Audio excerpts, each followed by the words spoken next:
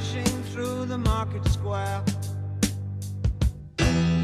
So many mothers sighing. News had just come over. We had 5 years left crying. News guy wept and told us Earth was really dying. It's the 5th anniversary of Brexit today, the 5th anniversary of the Brexit vote. You remember that. The 350 million quid for the NHS, the frictionless trade. We hold all the cards, they need us more than we need them. There'll be no change whatsoever to the status of European Union citizens living here, or indeed UK citizens living elsewhere in the European Union. Absolutely nothing to worry about with regard to Northern Ireland. Our farmers will be fine, our fishermen are going to be better off, our industry will flourish, we'll have cheaper food and cheap shoes for peasants. All that. You remember all those promises? We're going to have a little look at which ones have come true. But here's my first question to you. If I played you the following ditty before Brexit and said that the Department of Education is encouraging all children in the country to sing this song at school, I don't think you would have believed me. Okay? If I tell you today, on the 5th anniversary of Brexit, that the Vote Leave government's Department of Education, headed by the Secretary of State for Education and Flags, has posted public support for a proposal that every child in the country sings this at school on something called Freedom Day, I think you'd believe me.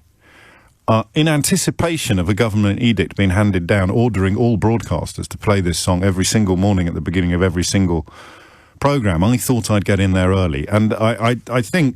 I don't know, Keith, can you stand up or do you need to keep your fingers near the buttons? I think we should all stand up for this. Do you not think we should stand up?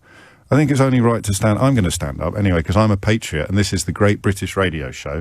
And this is a song which, I kid you not, the Department of Education, Gavin Williamson's town, has publicly stated should be, not has to be, it's encouraging the idea. They've made a couple of boo-boos. Most obviously, it's about Britain, which is going to leave Northern Ireland out of the loop, but hey-ho, that seems to be the fashion at the moment for the Vote Leave government. And also, the date of the day upon which they want all the school children to sing it comes after most of the Scottish schools would have broken up, so it's almost as if they've completely ignored Scotland.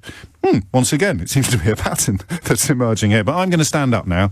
I'm not going to salute, because that would be silly, but unless I get a very, very strong argument otherwise, I think henceforth I will begin the Great British Radio Show at 10 o'clock every morning on LBC with the following. We have risen and we have a dream to unite all people in one great team. Strong Britain, great nation. Strong Britain, great nation. Strong Britain, great nation. Strong Britain, great nation.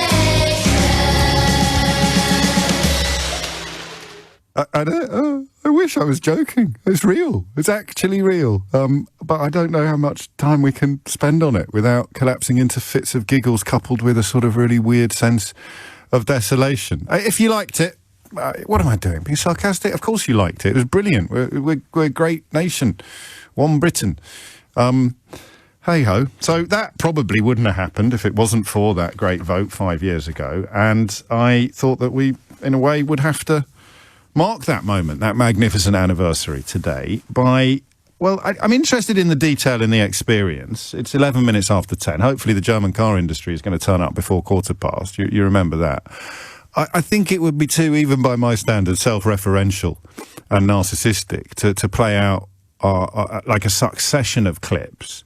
If you've got we might take a vote on which of the Brexit calls to this programme, your absolute all-time favourite, the one that has been most comprehensively rubbished. I don't know if you're allowed to vote for Jacob Rees-Mogg on that, because he was a guest on the programme. He didn't actually ring in, although Marcus Fish, who's also a Conservative MP, he actually rang in. So you could vote for that. I'll run you through the top 10 a little later in the programme, and we may take a vote on the Great British Radio Show to see which is the call to this programme from the last 5 years that you would most like to hear again. But I kind of, you know how my brain works. I want to talk about how this happened. How have we ended up 5 years down the line with pretty much every single promise broken?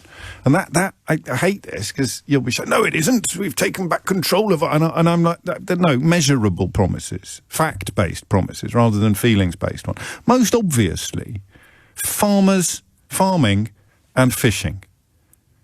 Now, I, perhaps being a bit glib, started, 4 years ago, suggesting to you that by the time it happened, the only thing that we'd have left would be fish. We'd be able to announce that fishing is better. It's measurably worse. There's a huge, I think the biggest fishing boat in history is currently up on bricks in Hull, and nobody knows whether it's ever going to set sail again. The Scottish seafood industry has been absolutely decimated all over. I mean, even that poor woman in Lowestoft who stood for Farage's party rang in the other day and was complaining about everything, although she still wasn't ready to blame it on Brexit. I think she was blaming it on Boris Johnson. It was hard to, no offence, but it was hard to keep track, to be honest with you, because this desperation to apportion blame to anybody other than the people that actually caused the catastrophe is human. I think it's a psychological survival mechanism. So how do we do it? Do we just look for the favourite broken I mean, what are the benefits? 0345 6060 973. And they have to be things that were promised before the referendum that have happened. Okay? And they have to be things that have improved your life. 0345 6060 973. How has it happened? How have we got 5 years down the line with every single promise broken? That's not fair. There's bound to be a couple that haven't been broken. Frictionless trade, broken. Fishing, broken. Farming, broken. Northern Ireland, broken. Incredible, actually, when you think about it. Free movement, they were promising at one point, broken. Absolutely nobody is talking about leaving the single market or the customs union, broken. It is actually psychologically bizarre. You read some coverage in other countries, and sadly I don't have the languages to read much. But it's as if we've become a sort of an exhibit in a Victorian freak show. They're looking at us and they're just going, what is it? What? Why? Hey, what?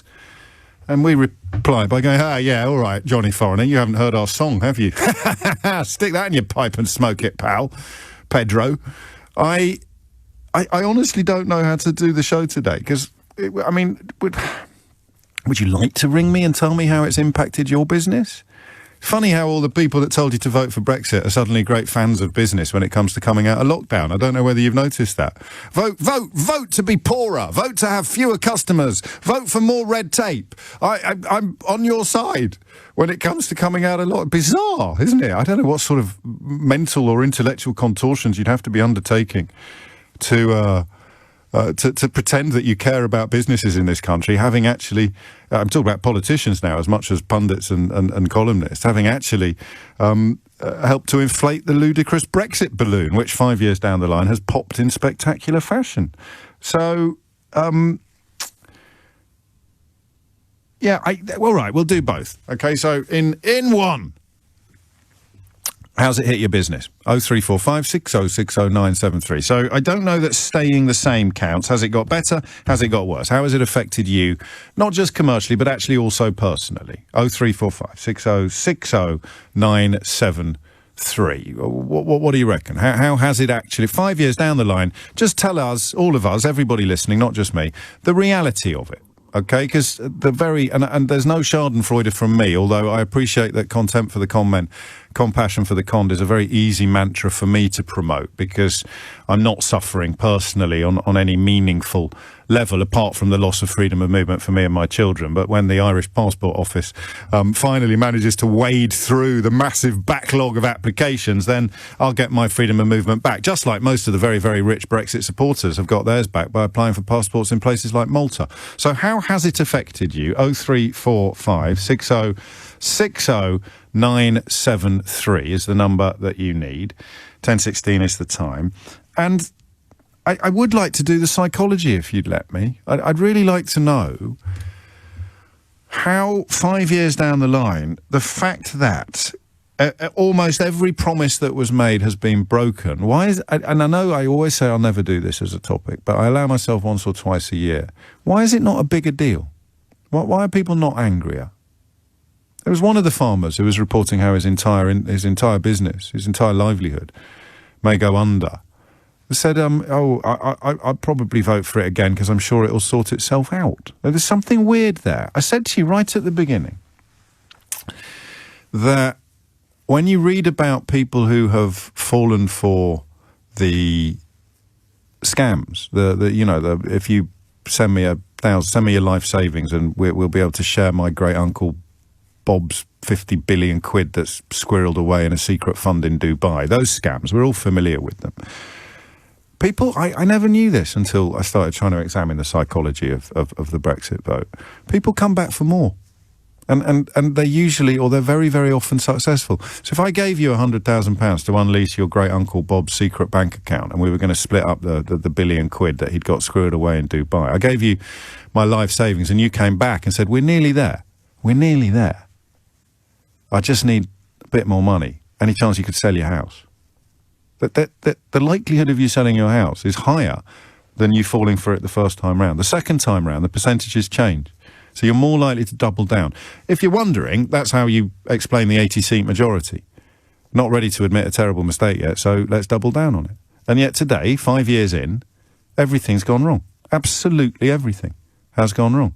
So how's it hit you personally? 0345 6060 973. And in many ways, I'm more interested in the question of what... I mean, again, I find myself contemplating one of those topics where I'm inviting you to speculate on other people's mentalities. But why is it so hard for people to see what is now staring them in the face? And if you think that's an unfair question, just start with fish and farming.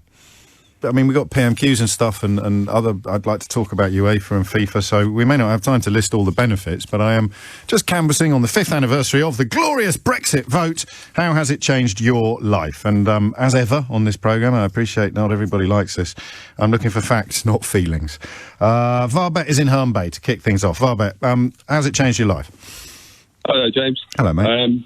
First time caller. Welcome. You may remember me, actually. I saw you outside your LBC radio station back in October. I told you I was the guy from Bosnia. I do remember. You're quite a big lad.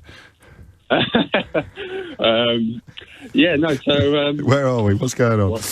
Yeah, so since we last spoke back in October, yes. What's changed? Well, now, because I've actually been offered a job overseas in Europe, and as a result of leaving the European Union, as you know, that means freedom of movement has gone.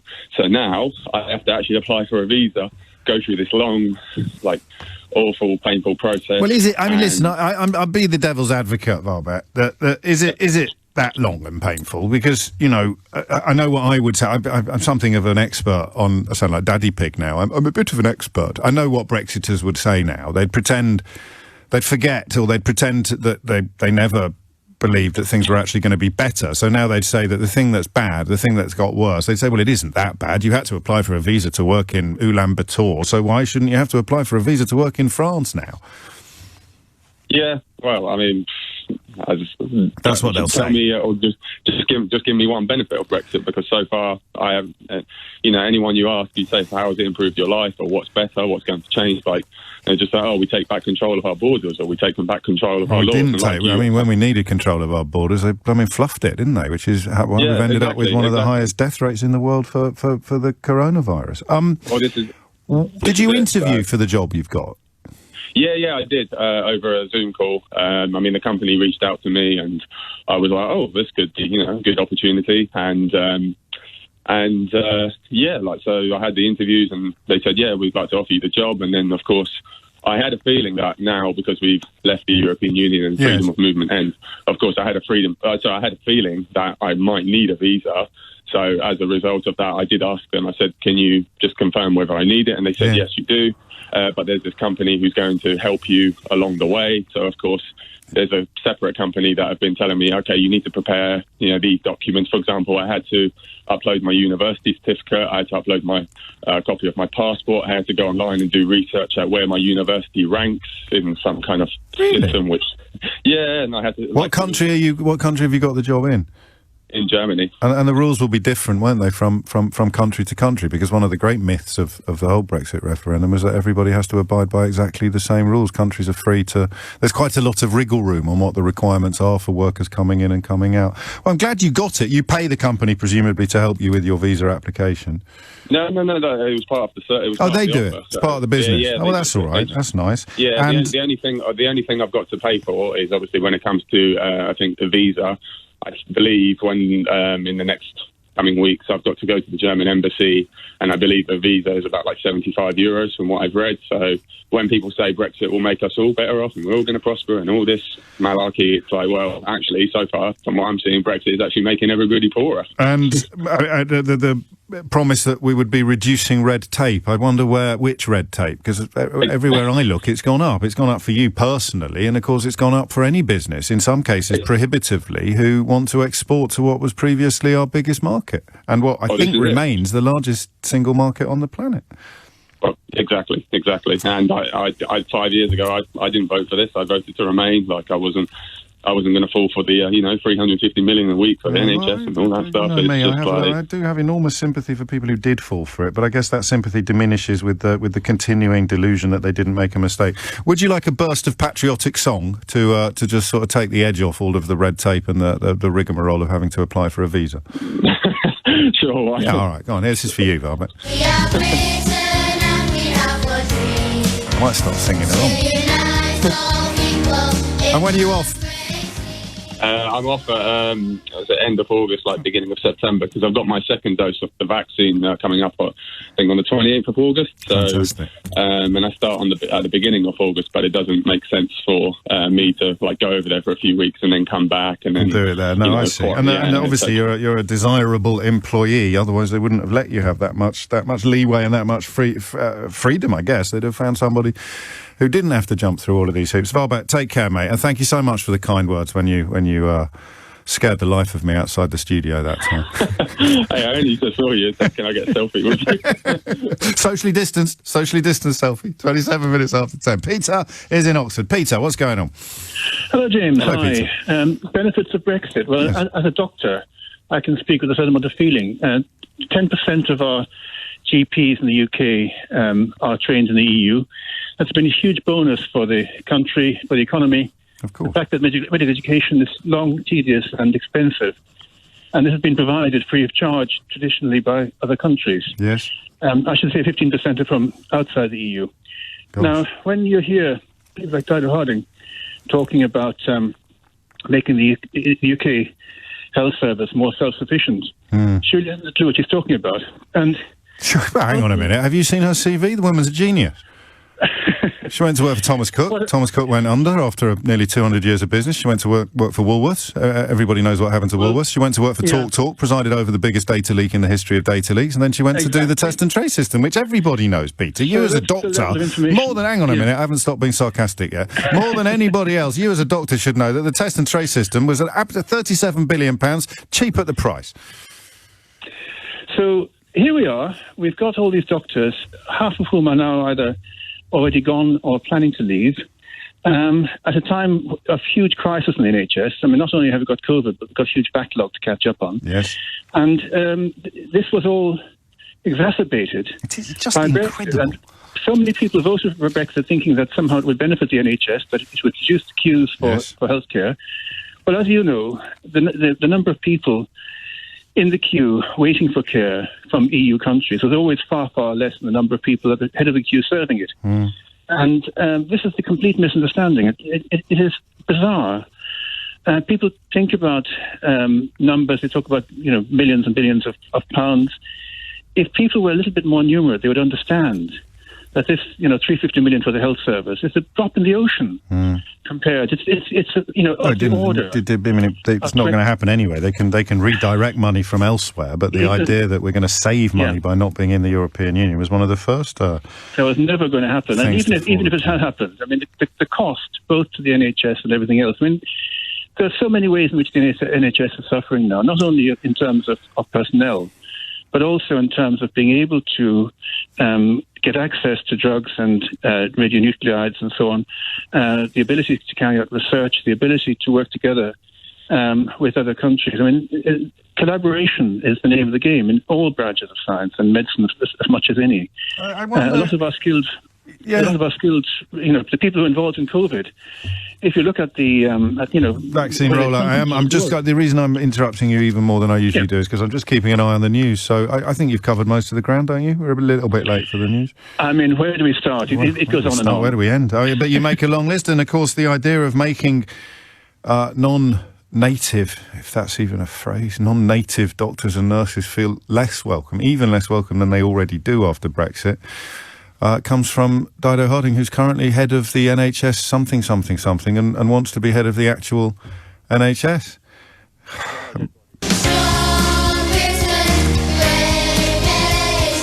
Strong Britain, great nation. I don't know if you follow me on Twitter, but I had rather an exciting experience. Was it about a year ago now? I don't know. Just before the first lockdown. So it was even more than a year ago. I know that it was before the first lockdown because I was sitting in a burger bar having a burger when my eldest went to the lavatory, and I saw some ludicrous tweet about David Frost having a patriotic breakfast. And so, being an Anoraki sort of fella, I googled all of the ingredients of an average full English, and did I thought a relatively innocuous tweet about where they all came from. I woke up the next morning, it had absolutely exploded. Even government ministers were joining in on a pylon on me for suggesting that there could be no such thing as a patriotic breakfast. Not just all your usual sort of Tufton Street weirdos and sort of far-right hate site ghouls, but even government ministers. Including the master of nominative determinism, James Cleverly. So I'm scared of taking the mickey out of patriotic songs. I took the mickey out of patriotic breakfasts and Twitter exploded. But there we go. I am not taking the mickey out of the patriotic song. I think it's rather catchy. Could it be our next... Keith, make some calls. It could be our next Eurovision entry. Well, that'd be marvellous, wouldn't it? Or walking onto the stage... All marvellous, like that, in special little costumes. Strong Britain, strong... I'll stop now. Richard's in Chelmsford. Richard, bring me the glad tidings. Don't play that song again. Get lost. It's my show. I'll do what I want. Oh, dear. Glad tidings? No. But I started importing beer from Germany. God, I'm trolling my own listeners. God, I'm sorry. I think we've moved to China, haven't we? Where you stand there in the morning and you'll sing the nation's song. My import business from Germany now, since Brexit, is zero. I can't get anybody to pick up beer. The transport company I used applied in September to HMRC, and they're still waiting for authorisation to bring alcohol into their warehouse for September to now. Yeah. I've tried various different companies. I can get the duty paid. One company suggested I applied to import it, duty suspended. Right. I tried to do that, and I got an email back from HMRC saying I've got to do a business plan. Well, at the moment, I've got no business because I've turned over zero since January, since I sold the last amount of beer. How come you're chuckling, though? I mean, just is it sort of desperation chuckling? I mean, desperation, really. I've thought I'm really fortunate. It's not my only business. It's right, something I've started. That's what I was just nodding towards. The idea that it's not going to see you on Skid Row. No, and I feel sorry for the people where it is their own business, and it's really affecting them, because fortunately for me, it's something I started, and I can stop it. But I don't want to. I built the business up, and I've got pubs that can't get any beer off of me. I've got shops. Does that mean? Have we spoken before? Are you the fellow that sent me a box? Oh, Richard, I did thank you on air. I can't remember whether I emailed you. I may have lost your email address. There's some lovely beer in that box. I mean, it's a bit bittersweet now, if you pardon the pun, because of course it's you can't get the supply. Although one of the darker ones, it was like I could stick a spoon in it and it would have stood up. That was a very interesting brew. I enjoyed it, but it was an acquired taste. Luckily, I acquired a taste for it. So, is it fair? I mean, and we move now into the realms of speculation. You know, you have my commiserations, but would big business, like massive operations, be better able to overcome it? Well, one of I say they're my competitors. One of the biggest companies that import beer. My daughter's got an off licence. She uses them as well. They're struggling to get beer. The quantities that they used to have and the selection, they haven't got that all the time. There, they have different types of beer on their website, and then you go there to order it the next day and it's disappeared. So I think everybody's struggling. Yeah. I think the biggest problem is nobody wants to do groupage anymore from Europe. Oh, hang on a minute. The ghost of Kieran the van driver just appeared in the studio, because I'd never heard that word before Kieran the van driver rang in about 5 years ago and told us exactly what you just said was going to happen, and people were queuing up to poo-poo him as well. This is the idea that you have more than one cargo in the same vehicle, so you've got more than one pick-up and drop-off, which used to be as easy as pie and now is close to impossible. Yeah, I think it is, and it's not. I mean, I talk to people in the motorsport industry, because I dabble in that a bit as well. And beer and motorsport. Yeah, you're basically Jeremy Clarkson, aren't you? Just need a farm and you'll have the full set. Yeah. Go on, what are they telling you? But a guy bought an engine in Spain and he's been waiting 4 months for it to arrive because exactly the same problem. And how long would it have taken normally?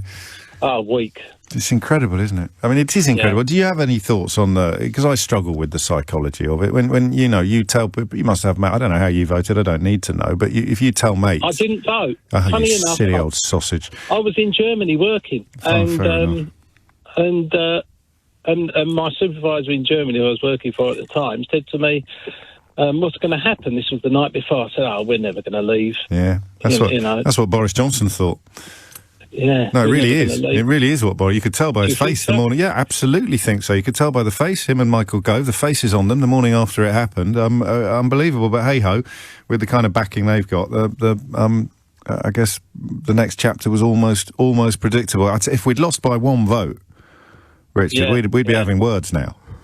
Yeah. If it got under by one vote. But when you meet people, when you talk to mates, and we've all got friends and family members who voted for this. Well, no one voted for this, but they voted for the Brexit that didn't happen, the Brexit that hasn't happened. Have you got any insights into why people are finding it so hard? One guy does rallying, or did rallying in Belgium, like I used to, and now if you want to take a car to Belgium, it's a nightmare. And he was sitting there, and I'd just spent all morning on the phone trying to get the beer sorted out, and I was fuming. I went over to see him on another subject, and he said, I'm struggling to get all this stuff posted off to France now and everything. And I said, I said, these idiots that voted for Brexit, and he went, I voted for it. I said, what for? I said, you can't rally in Belgium anymore. He said, stop all the immigrants. Oh, there it is. And I said, you're not going to stop the immigrants. Well, you might. But it'll be the ones that we need to pick the fruit and work in restaurants and be doctors and be nurses and work in social care, all of those. I didn't mean those immigrants. I meant the other ones, the ones in Nigel's poster. Richard, I will not inflict any more. I'm getting quite a lot of complaints about the patriotic song, including a few people who are claiming, let me get this right, I don't want to misquote. And I wish you well, Richard. You know I do. Take care. Lovely beer as well. Do you want to mention the company, or is there any point if you're struggling at the moment to get the beer? Well, if anyone can pick some beer up in Germany for me. Don't say that. Wayne's already offered. He's got an empty van, but you can't do that. He'd be smuggling it. I can't turn Wayne in Basildon into an international beer smuggler. He's only about 6 miles down the road, but anyway.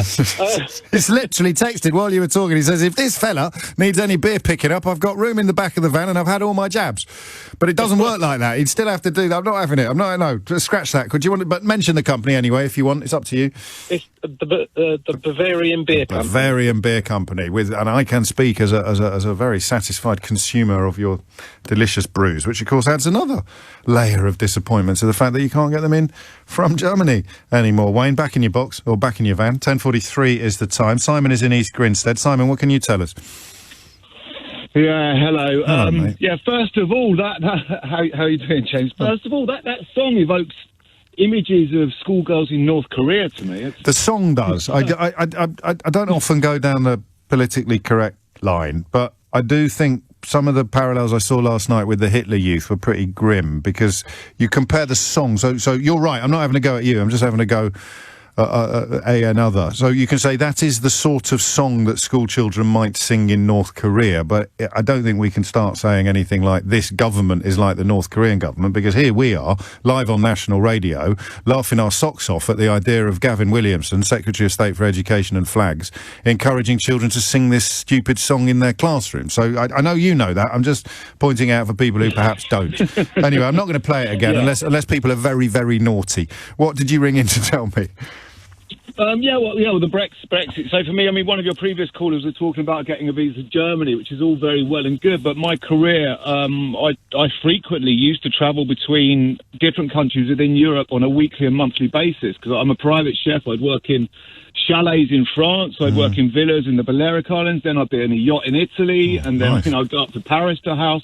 And my daughter lives in Spain, my girlfriend lives in northern Italy.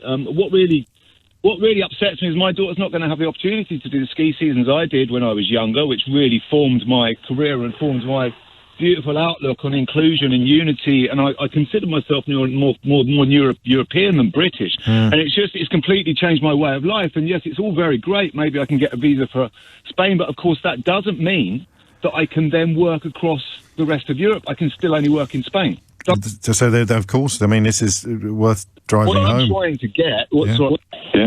Oh, phone line's gone, I think. But you got your point across. We wish you well, we do. But obviously your career has been put on bricks, just like Richard's beer importing business. I guess, falls to me to point out that if you're a lorry driver, I presume your wages have gone up by quite a lot. A huge shortage of lorry drivers, which may soon translate into more visible shortages in shops. But, that would be a benefit for you, except, of course, I presume it's difficult if you're difficult to drive overseas. So, some lorry drivers who only drive in the UK, actually no, in Great Britain, will have got a nice pay rise, but other lorry drivers who used to do international work, I presume the bottom has dropped out of that market completely.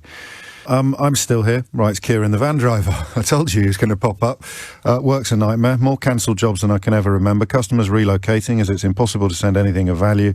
And I'm being sent out empty to collect goods as continental suppliers are refusing to send the goods themselves. Actually, I caught up last night with Simon Spurrell, who you remember was heading up that big cheese company and complaining about not being able to do individual retail anymore. He was looking at the possibility of opening some sort of premises in France as a sort of hub for European customers. The latest update from him is that he stopped wholesale sales to the EU for now, as a consignment that did cost £300 now costs £1,300 and involves 5 different people to deal with.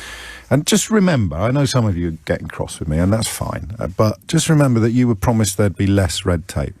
And you were promised frictionless trade.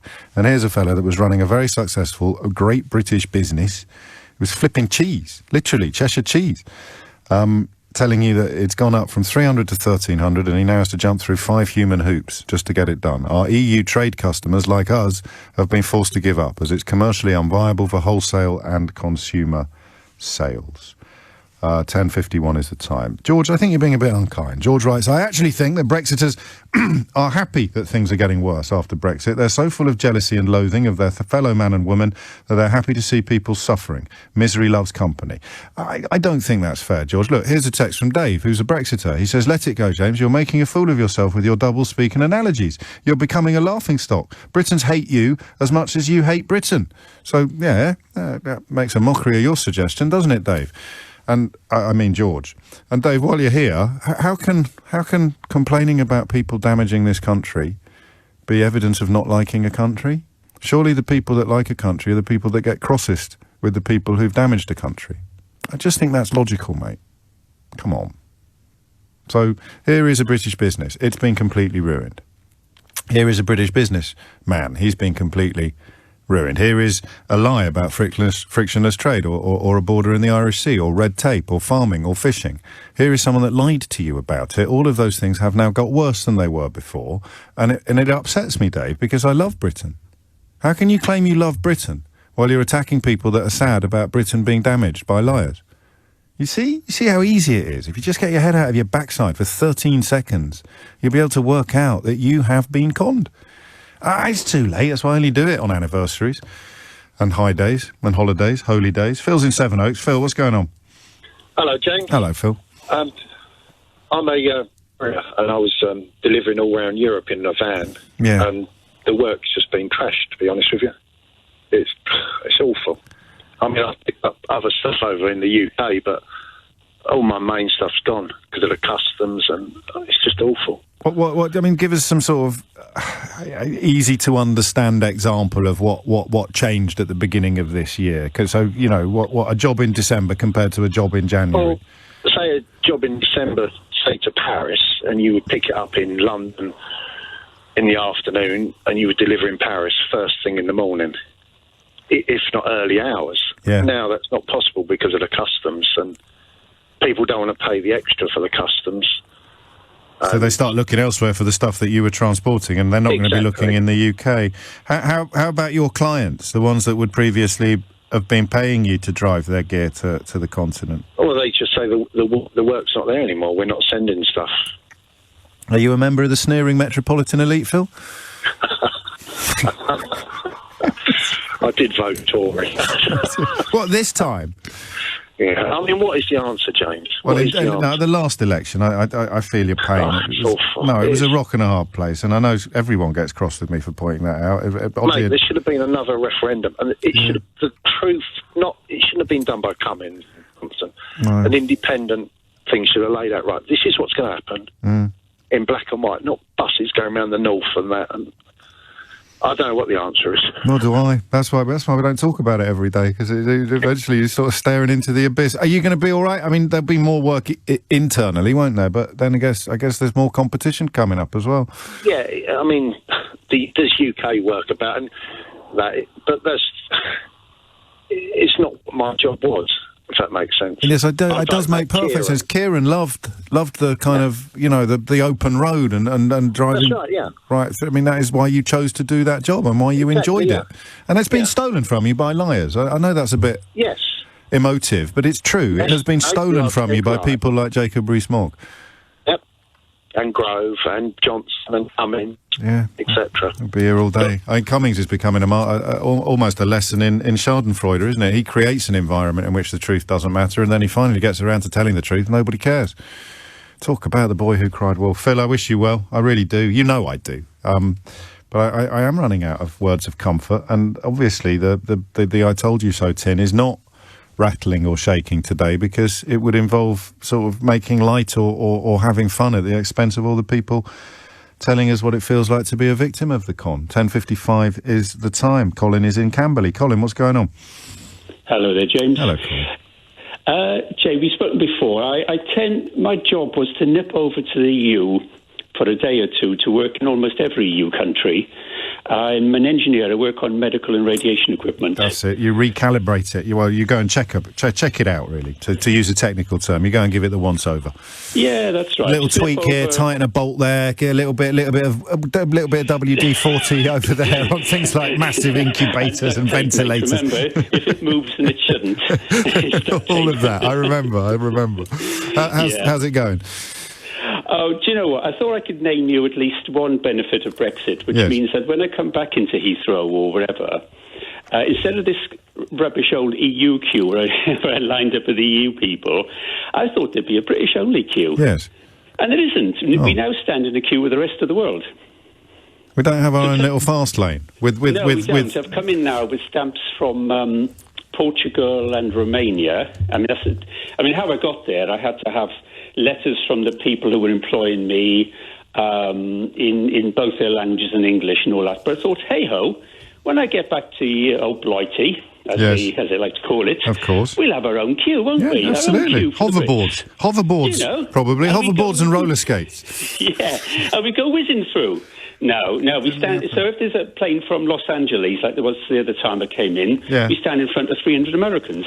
I don't really understand that. How come you're allowed to make these journeys? Because some of the people... Is it because of your level of expertise? Oh, no. I mean, I've only done 2 trips this year. Oh, I see. And the Romanian one, yes, I had to quarantine. The Portuguese one came up. I booked it when it was a green country, and by the time I got it, it became a flipping amber country, didn't it? So, hey-ho, 400 quid in tests and...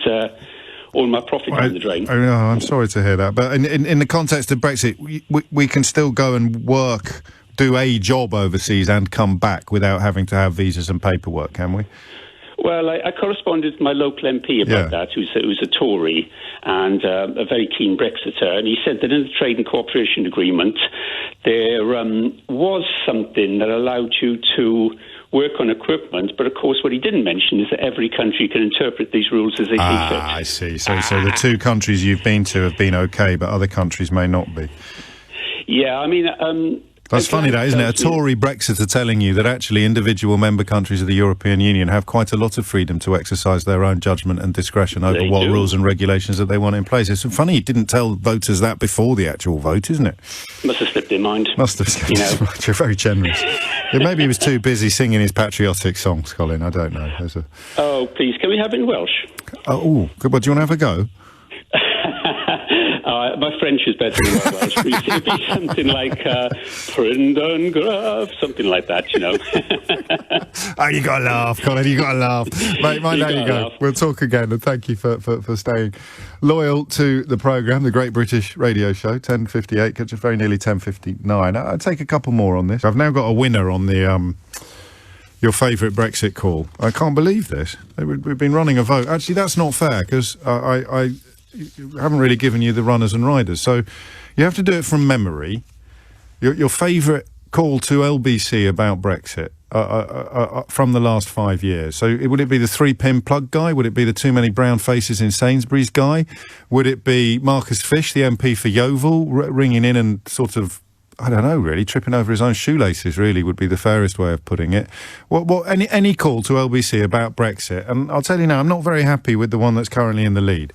So if you want to make your own nomination, go to the LBC website, have a look at James O'Brien's top 10 Brexit calls. Pick your favourite, or indeed any other call to LBC about Brexit. But that you know, it's quite a neat little introductory guide. And then drop me a text on 84850. Or indeed a tweet. No, just a text, actually. My Twitter's busy enough as it is. 84850. And we'll play it out. But the one that's in the lead at the moment, I've got to tell you, I feel a bit trolled. I think the one that's in the list, it's a bit unfair. You think that song's annoying. Honestly, play this clip out and people are going to be turning off their radios in their droves.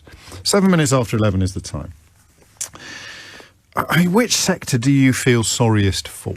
It's almost impossible to say, isn't it? And, of course, once again, the B word does play a part in this conversation, because all of the people who are looking the other way while businesses report the kind of catastrophe and trouble that we've just been chronicling for the last hour, all of the people completely ignoring that, closing their eyes, sticking their fingers in their ears and pretending that none of it is happening as a direct result of their work. I'm thinking mostly now about columnists and pundits and politicians, all of the people that told, right-wing people who told you to vote for Brexit, completely ignoring the plight of all the businesses that they have personally damaged, but somehow managing to get up on their high horse about all the businesses that continue to be suffering from a coronavirus lockdown that was a response to a global pandemic that's killed 130,000 people in this country.